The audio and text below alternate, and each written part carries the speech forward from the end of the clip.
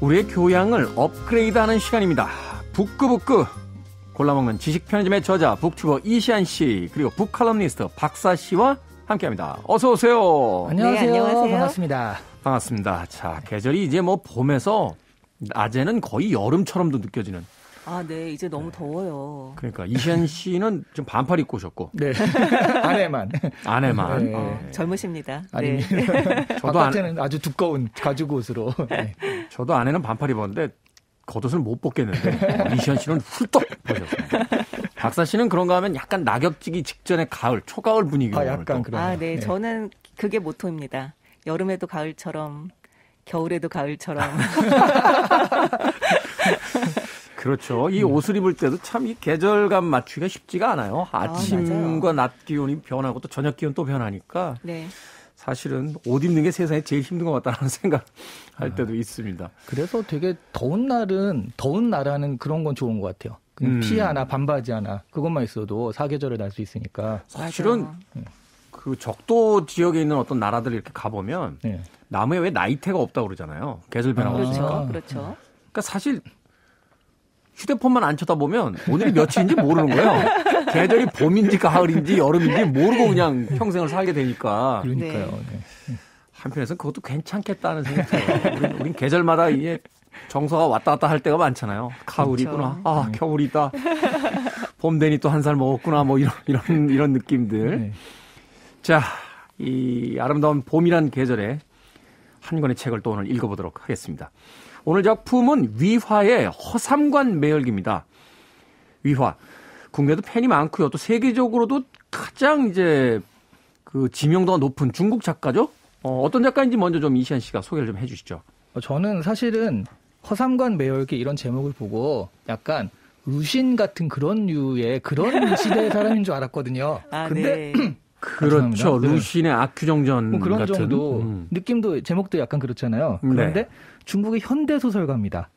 이 허삼관 매열기라는 작품 자체가 95년, 96년 이 무렵에 나왔고요. 네. 국내에 출간된 건 1999년대서야 출간이 되거든요. 그러니까 20세기 후반부에 이제 등장한 그런 중국 작가인 거죠. 현대 소설가고 아직 살아 있고요. 그게 놀라우셨군요. 저는 루신 정도면 네, 네. 그런 급이면은 그런데 네. 지금도 여전히 활동을 하고 계시고요. 루신급이면은 거의 중국의 1세대 작가들. 그렇죠. 네. 위화가 지금 한 3세대 정도 되지 않습니까? 네, 지금 3세대고요. 네. 아, 그러고 보니까 저희 여태까지 했던 그 책들 중에서 네. 그 저자가 살아있는 경우는 굉장히 드물었네요. 그렇죠. 제 기억으로는 처음인데요. 아, 그렇군요. 네, 네, 네. 아직까지는 저작권료를 받을 수 있는 네, 그런 새로운 작가입니다. 네. 1960년생이고요. 이분이 원래 치과 의사셨어요. 근데 부모님도 의사셔가지고 자연스럽게 치과 의사를 했는데 한 6년 정도 하다가 이런 말을 했다고요. 이게 너무 인상 깊어서 제가 적어왔는데 1980년대 중국에서는 치과 의사도 가난했고 작가도 가난했다. 그러나 치과 의사는 고생하면서 가난했고 작가는 자유로우면서 가난했다. 나는 일을 뽑는 일보다는 글을 쓰는 게 좋았다. 그래서 작가를 했다고 합니다. 야, 그럼 멋지네요. 네. 이걸 하나 저걸 하나 어차피 가난한데 그럼 하고 싶은 거나 하자. 네. 아, 이런 주인 거군요. 네, 네. 우리가 사실 돈을 벌기 위해서 참 열심히 일합니다만 열심히 일해서 부자가 되기가 그렇게 쉽지가 않잖아요. 그렇죠. 그렇게 생각해 보면 이거 하나 저거 하나 어차피 부자는 안 될 것 같으니 그러면 하고 싶은 거나 하자. 어차피 가난하니까. 네. 인생은 멋진데요. 네. 그렇군요. 네. 원래는 이제 치과에서 일을 뽑는 일을 하다가 네. 이제 작가로서 이제 전업을 하게 되는 네. 그런 중국의 작가. 자, 이 위화의 작품 허삼관 매열기. 사실 혹자는요. 제목이 소설의 내용의 전부다. 이렇게 이렇게 하는 사람들도 있더군요. 네, 사실이 그래요. 네. 아, 그래요? 허삼관이 피를 파는 이야기. 라고 하는 그 제목이 전부죠. 한 줄로도 줄일 수 있는데요. 아, 그러면서 보면 진짜 중국어의 좋은 점이 그거인 것 같아요. 진짜 아주 짧은 문장으로 굉장히 많은 내용을 담을 수 있는 네. 한자니까 이렇게 의미를 담아서 쓰는 글자니까. 그렇죠. 네. 그렇군요. 그렇지만 저는 친절하니까 조금 더 친절하게 내용을 좀 네. 풀어서 말씀을 드릴게요. 줄거리 정리를 좀 해주세요. 네, 네. 이 그 허삼관이 주인공이고요. 당연히.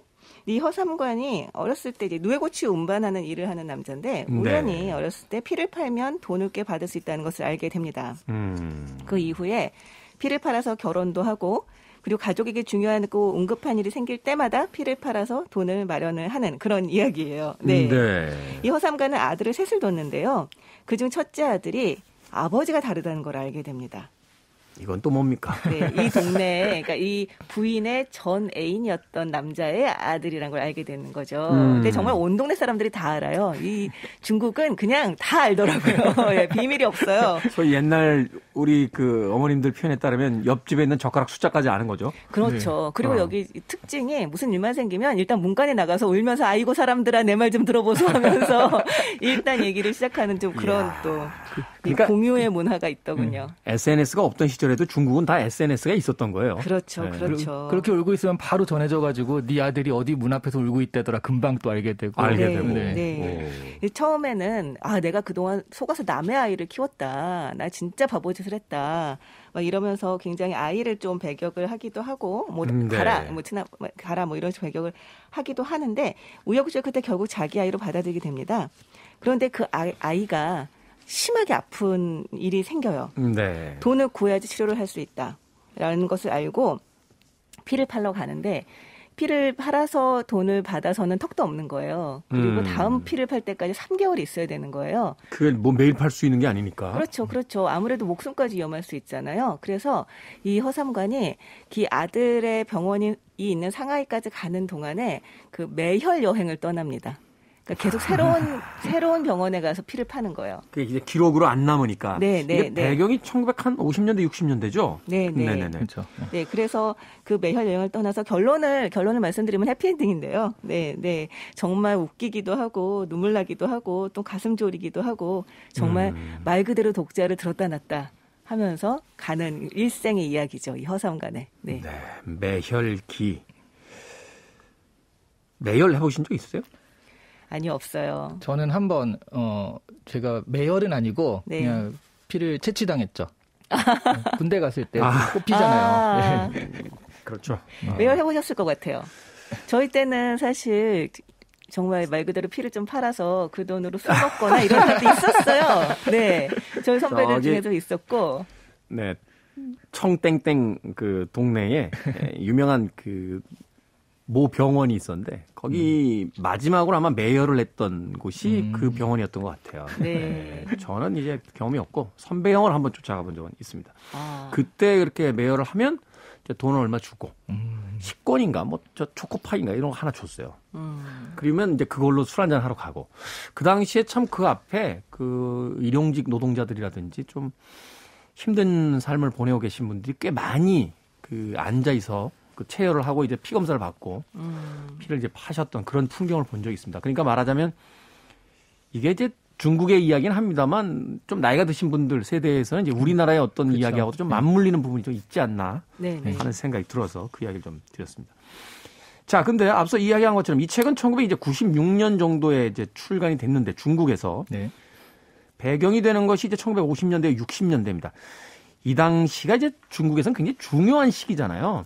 문화 대혁명이라고 하는 그렇죠. 네. 문화혁명이라고 하는 이제 그 시기가 바로 이 시기로 알고 있는데 이 시대적 배경을 좀 이해를 해야 이 책에 대한 어떤 좀 깊이가 좀 더 생기지 않을까 싶은데요. 그렇죠. 일단 대약진 운동과 문화 대혁명이란 두 가지 축이 이 소설에 굉장히 크게 등장을 해요. 네. 좋은 거는 대놓고 등장하는 게 아니라 이 허삼관의 가족이 어떤 일을 겪게 되는데 사실은 이 혁명이라든가 이런 어떤 사회적 배경하에서 겪게 되는 일이라서 간접적으로 등장한다는 게 좀 좋은 것 같아요. 근데 대약진 운동은 1953년에 일어난 건데 그러니까 그 전에 우리나라에도 옛날에 그런 거 있었잖아요. 경제개발 5개년 계획. 있었죠. 네. 그래서 경제개발 계획을 해가지고 성공을 한 상태에서 53년에 했으니까 성공해가지고 야 그럼 이걸 한번 가열차게 더 추진해보자라고 한 게 대약진 운동입니다. 1958년서부터 시작을 하는데 마오쩌둥 그러니까 우리나라 이름은 모택동이라고 하잖아요. 모택동이라고 한때 불렸죠. 네네. 이제는 마오쩌둥이라고 네. 이제. 네. 마오쩌둥의 주도하에서 철강 사업 같은 그런 뭔가 좀 석탄, 석유, 철강 좀 있어 보이는 중공업 분야 이런 것들을 네. 한번 크게 대약친해보자라고 해서 만든 게 그거예요. 그래서 마을마다 용광로가 들어서고 그 숟가락, 밥솥 같은 거 다 증발해가지고 쇠붙이를 녹여가지고 생산량을 만들어냅니다. 네. 여기 허삼관에도 보면은 그런 솥이라든가 그런 거 다 증발당해가지고 먹을 도구가 없는 게 나오거든요. 그러면서 뭐 인민공사 만들어서 집단 생활하고 무료 식사 제공하는 식으로 여기서도 또 이제 무료 식사 같이 하러 가는 모습이 나오는데 점점 그 식사의 질이 떨어지거든요. 그런 걸 보면서 이제 대약진 운동이 실패한다라는 그런 개념을 주는 거죠. 네. 그러다가 이게 실패했어요. 그래서 이제 마오쩌둥이 이거 안 되겠다. 내 입지가 위험하다라고 해서 바로 다음에 벌인 게 문화대혁명입니다. 문화대혁명. 네. 이때 난리도 아니었죠, 중국. 네. 그렇죠. 네. 그래서 이런 그 어떤 문화와 자본주의, 그전에는 이제 경제 쪽이었다면 이거는 문화나 자본주의 이런 것들을 타파하고, 그러니까 정근대적인 문화, 그다음에 자본주의를 타파하고 사회주의를 실천하자라는 그런 운동으로 시작이 됐고요. 그래서 당시에 좀 이런 것들이 뭐 농촌으로 돌아가자부터 시작해가지고 좀 그 마오쩌둥의 말 한마디에 너무 그냥 이렇게 얘기하면 그렇지만 졸속으로 왔다 갔다 한 경향이 있어가지고 사실 이제 사람들이 살아온 평생의 어떤 생활의 패턴과 어떤 그 문화들이 있는 건데 그걸 하루아침에 뒤엎어버린 거잖아요. 네.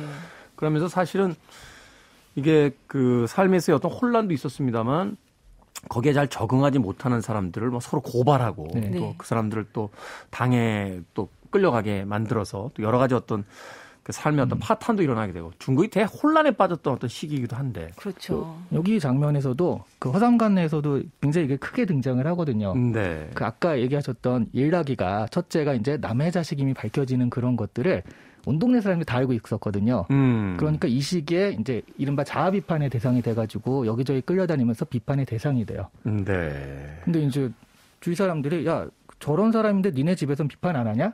라고 해가지고 집에서도 그 어머니를 비판하는 일이 벌어집니다. 근데 이런 게 작가인 위화가 실제로 자신이 겪었던 일이라고 해요. 네, 부모님을 의사인데 그런 걸 좀 집에서 비판을 하는 그런 걸 실제로 겪었기 때문에 그런 것들이 여기 들어가가지고 문화대혁명이라는 그 배경이 굉장히 좀 잘 녹아 있는 그런 소설이었어요. 저는 굉장히 재밌었던 게 이 위화가 그 문화대혁명 시기에 초등학교, 중학교 이제 거의 고등학교 때까지 이렇게 보냈다고 합니다. 네. 그러니까 그때 정말 말 그대로 뭐 교육을 제대로 받는다는 것은 거의 불가능하고 네. 다들 뭐 권위에 뭐 불복한다 이러면서 선생 비판하고 막 하여튼 난리도 아닌 상황이었었는데 당연히 책도 없고 정말 뭐 이를테면 그 읽고 공부할 수 있는 것이 없는 상태에서 자기는 문학 공부를 어떻게 했느냐라고 질문하니까 대자보를 읽고 다녔다고 해요. 그 당시에 이제 대자보들이 엄청나게 붙고 막 고발하는 대자보 붙고 누가 뭐 어떻게 했다, 뭐 누구는 누구를 착취했다, 막 이런 거 붙었잖아요. 그걸 보면서 사람들의 인생을 상상하는 것, 그것이 이위화의 그 문학의 토대가 됐다고 해서 야 정말 세상의 일은 나쁘다고만 할 수도 없고 좋다고만 할 수도 없구나라는 게 좀 저는 실감이 났어요. 시대를 비판하고 또 서로가 자아 비판을 하고 있는 이런 시대의 어떤 대자보를 읽으면서 문학적 상상을 할 수 있었다는 거. 그러니까 이런 거잖아요. 그 대자보라는 게 딱 보면 뭐야? 이시연이가 김태현을 때렸어? 자아 비판하고 있고 이런 자본주의적 어떤 폭력적 위계 관계에 대해서 막 이렇게 나는 비판한다 막 이렇게 써놓으면 맞은 태훈이는 얼마나 아플까? 태훈이는 어디서 울고 있을까? 이런 어떤 문학적 상상을 하면서 뭔가 반대로 된 것 같긴 하지만 그러게요. 좀 그런 상황을 상상한다면 반대로 되는 거 아닐까요? 아니에요. 되게 여린 사람인데. 근데 전 이거 들으니까 우리나라 요즘 같은 생각도 굉장히 들었거든요. 그러니까 대자보로 비판하는 게 나붙고 거기에 대한 얘기를 우리가 상상하는 게 SNS에 폭로 그런 거 많잖아요. 그렇죠. 딱 하면은 그걸 가지고서 또 정말 상상의 나래들을 펼친 그런 얘기들이 막 올라오고 가십들이 올라오고 네. 그러면서 순식간에 퍼져버리잖아요. 네, 한마디씩 다 덧붙이고 막 이러면서 약간 지금이랑도 되게 비슷하다는 느낌이 좀 들긴 하네요. 사실 댓글들 보면 그런 생각 들어요. 정말 꼰대들이 많구나. 남의 인생에 대해서 정말 쉽게 판단하고 쉽게 이야기하는 사람들이 정말 많구나. 네, 네. 저부터도 그런 거 아닌지 한번 반성해보게 됩니다. I want it, I need it, I'm desperate for it. Okay, let's do it. 김태훈의 Freeway. 자, 이 허삼관과 첫째 일락, 그러니까 자신의 아들인 줄 알았는데 사실관계를 알아봤더니 자기만 모르고 있던 온 동네 마을이 다 알고 있는 사실. 자신의 아내의 진한 남자친구의 아이였다. 자, 이 부분이 어떻게 보면 이제 초반에 등장하는 가장 큰 갈등 부분이고 이 소설에서 이제 먼저 첫 번째로 문제를 제기하는 장면이잖아요. 네네. 이게 왜 중요하고 인상적인 건지 좀 이야기를 좀 나눠주시죠. 저 같은 경우는 이게 어쨌든 이게 매혈기잖아요. 네. 피를 파는 얘기란 말이에요. 근데 저는 이게 약간 중의적으로 좀 읽혔어요. 이 일락이가 내 혈통이 아니다. 라는 것과 내 피를 팔아서 번 돈을 내 혈통이 아닌 사람한테 쓰는 것이 좀 그렇다. 좀 꺼려진다. 이게 약간 중첩이 되거든요. 아, 그러네요. 우리가 혈통, 피를 따라가는 것. 그게 이제 말하자면 친자식과 친가족에 대한 어떤 가장 상징적인 첫 번째인데. 네, 네. 그래서 일락이를 보통 이제 그냥 뭐 막 말로는 내 아들이 아니야. 막 이랬지만 사실 그냥 키우는 건 같이 키웠어요. 그 세 형제를. 그런데 어느 날 너무 이제 먹을 게 없고 힘든 시절에 허삼관이 피를 팔아서 그 돈을 마련을 해옵니다. 그래서 온 가족이 국수를 먹으러 가는데 일락이만 빼놔요. 왜냐하면 일락이는 그냥 내가 그냥 공장에서 일한 돈으로 뭘 사주는 건 해줄 수 있다. 하지만 내 피를 팔아서 번 돈으로는 남의 자식을 먹이긴 좀 그렇다라는 거죠. 그래서 일락이 혼자만 고구마를 혼자 사 먹게 하고 국수를 이제 온 가족이 먹으러 가는 에피소드가 나옵니다. 네. 굉장히 속상하고 굉장히 감동적인 에피소드였어요. 저한테는. 그래서 일락이가 나 오늘만 아빠 아들로 해주면 안 돼요? 나 국수 너무 먹고 싶은데. 하루만. 네. 그렇지만 거절을 하죠. 그러니까 일락이가 울면서 자기 친아빠를 찾아가서 나한테 국수만 사주면 아빠라고 부르겠다. 하지만 쫓겨나요. 그러니까 온 동네 다니면서 누가 나한테 국수 한 그릇만 사주면 내가 아빠라고 부르마. 이러고 이제 울면서 다니는 거예요. 집을 나가서. 근데 허삼관이 막 처음에는 지 맘대로 가라고 하지. 뭐 이러다가 결국은 애를 찾아 나섭니다.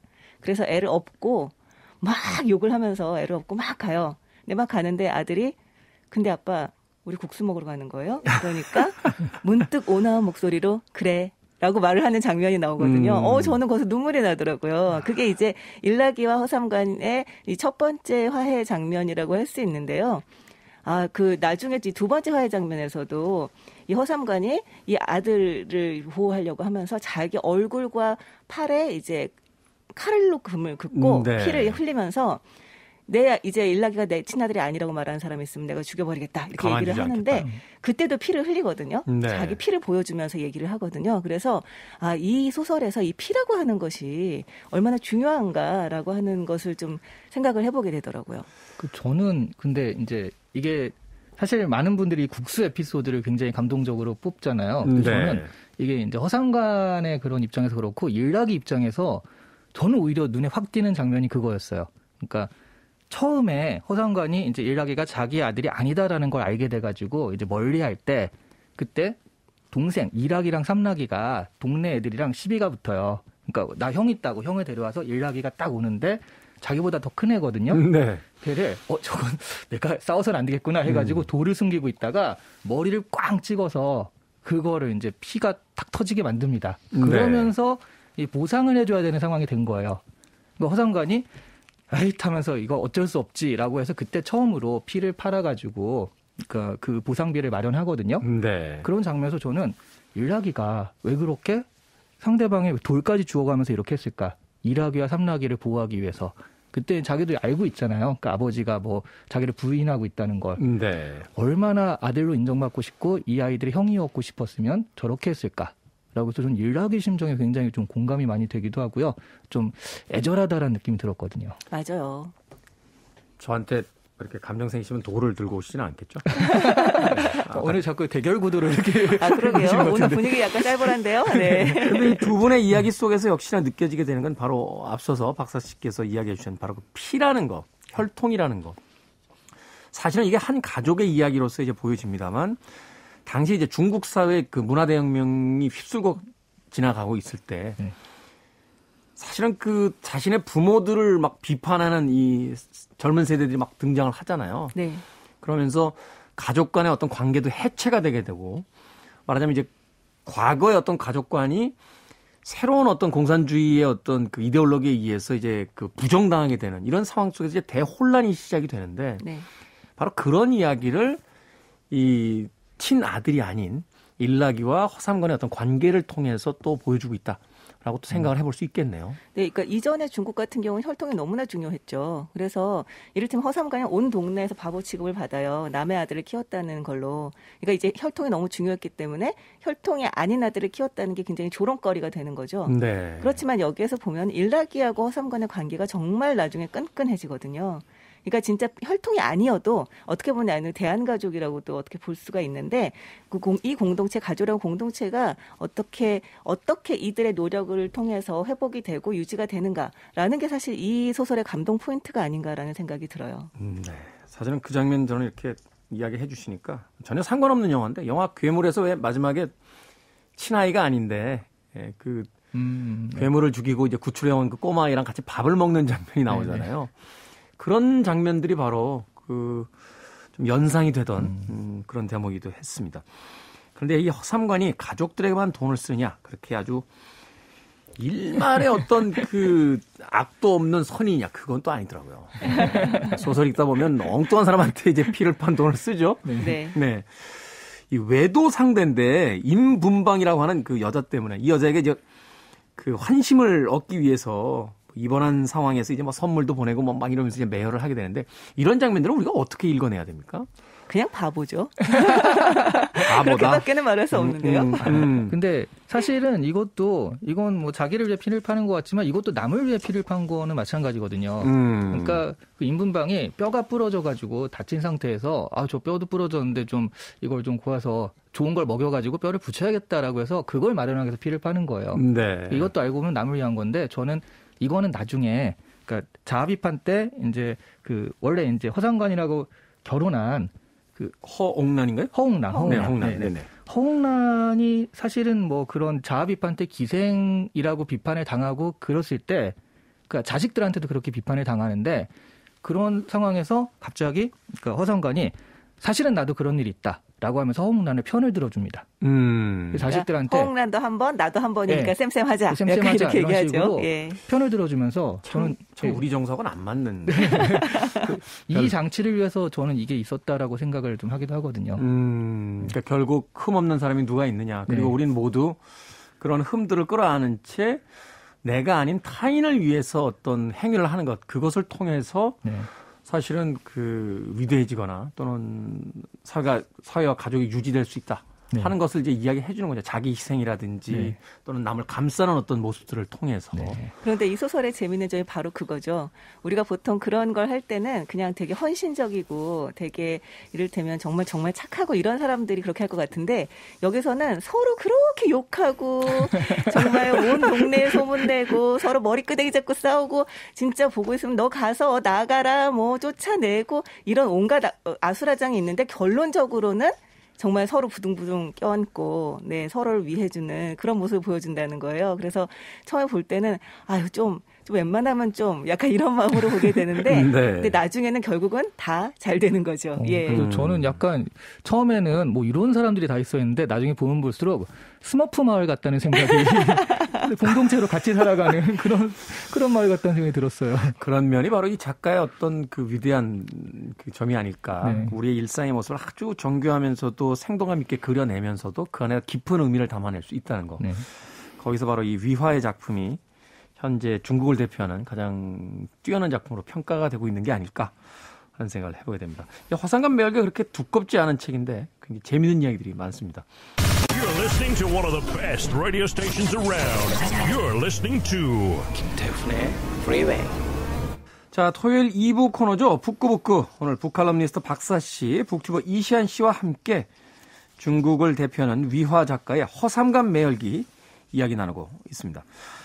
음악 듣기 전에 이제 마을 사람들에 대한 이야기 잠깐 했었는데 인상적이었던 마을 어떤 캐릭터들이 있으면 슬쩍 하나씩 좀 소개를 좀 해주시죠.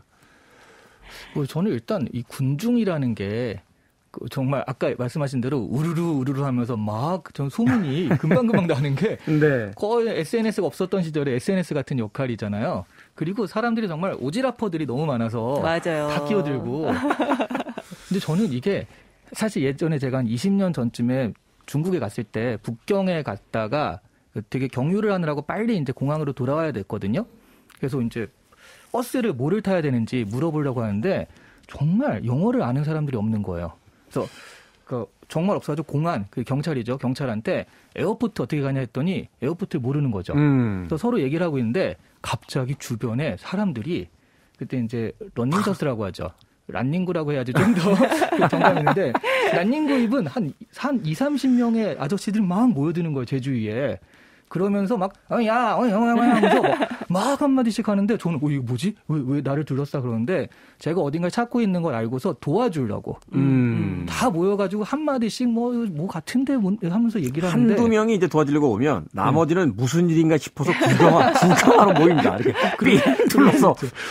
저는 그래서 처음엔 좀 무서웠는데 결국엔 어떻게 됐냐면 지나가던 스페인 사람이 저의 서툰 영어를 그 사람의 서툰 중국어로 해가지고 이렇게 통역해서 해줬거든요. 네. 근데 그 많은 사람들이 저 사람들 어쨌든 도와주고 호기심 어려서 모이는 걸 보면서 나름의 인간미를 느꼈거든요. 네. 약간 그런 느낌도 여기서 좀 있는 것 같아요. 근데 이게 우리 지금 사는 삶이 사실은 많이 개인주의적이 돼서 그렇지 이 공동체 문화가 살아있는 데는 비슷비슷하지 않을까 싶어요.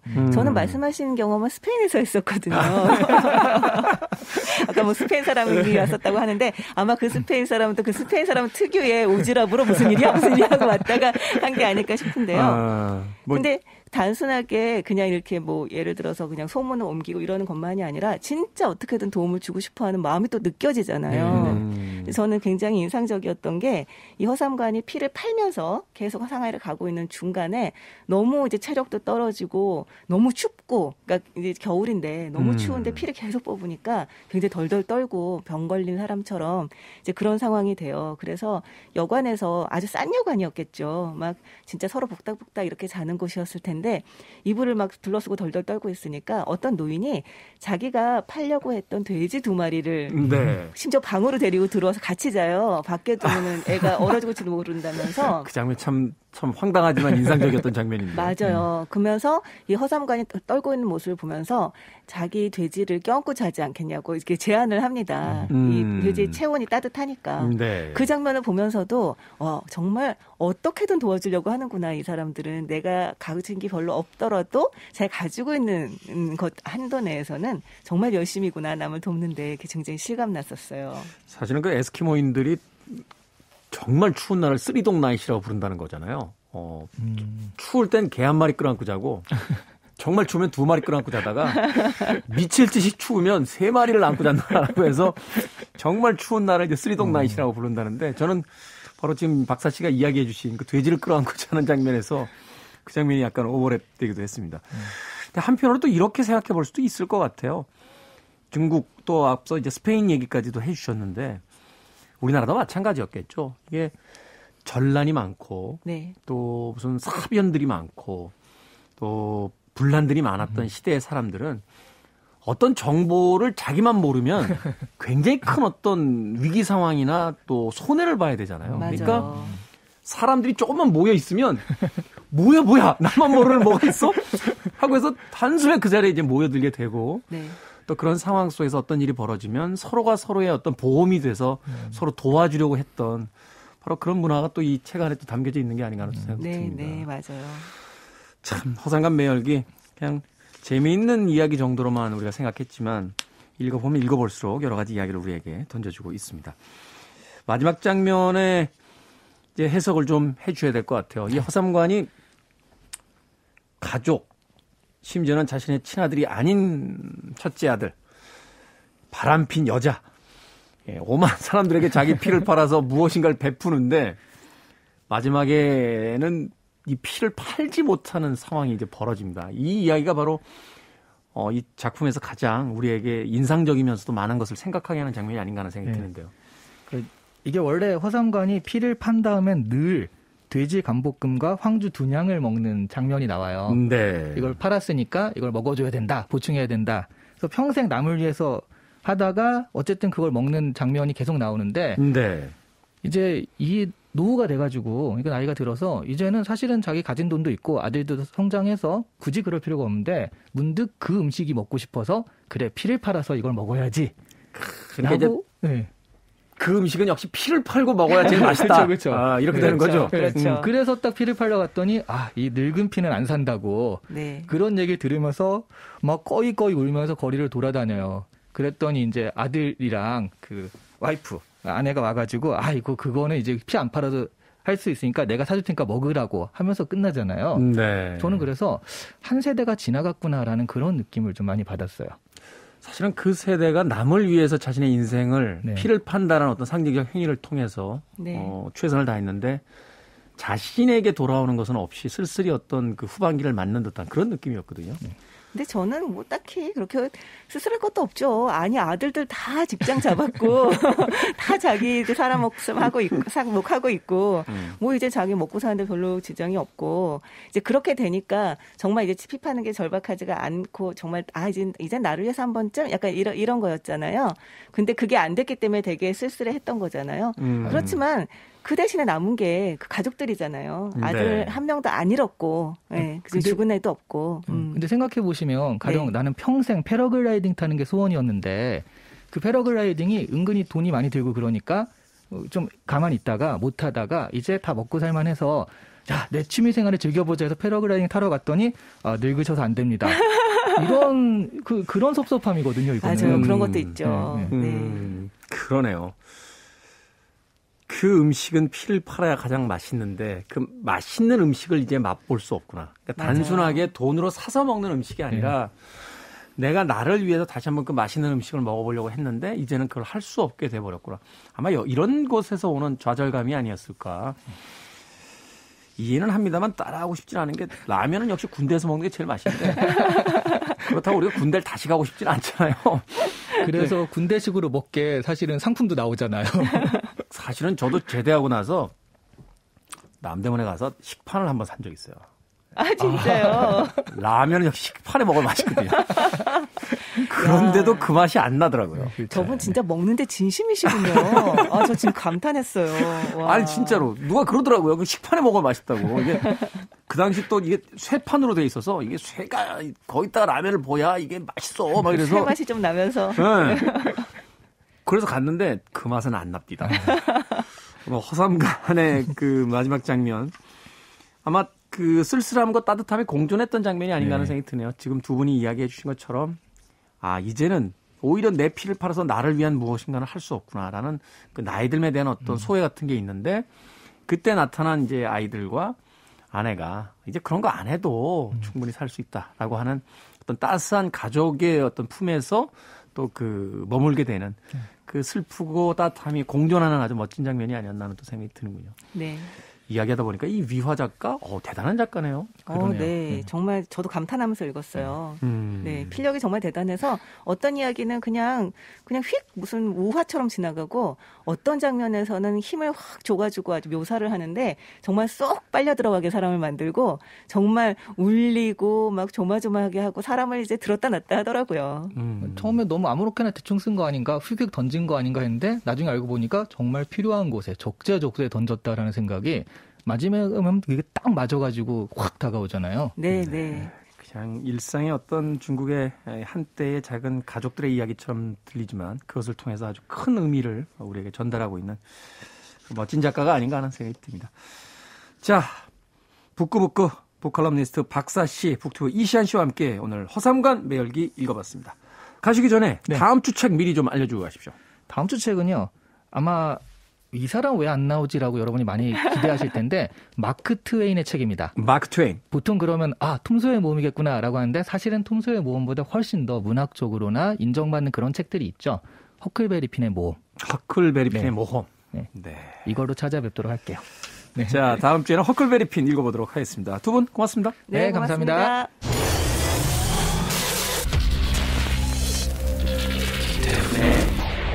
Freeway.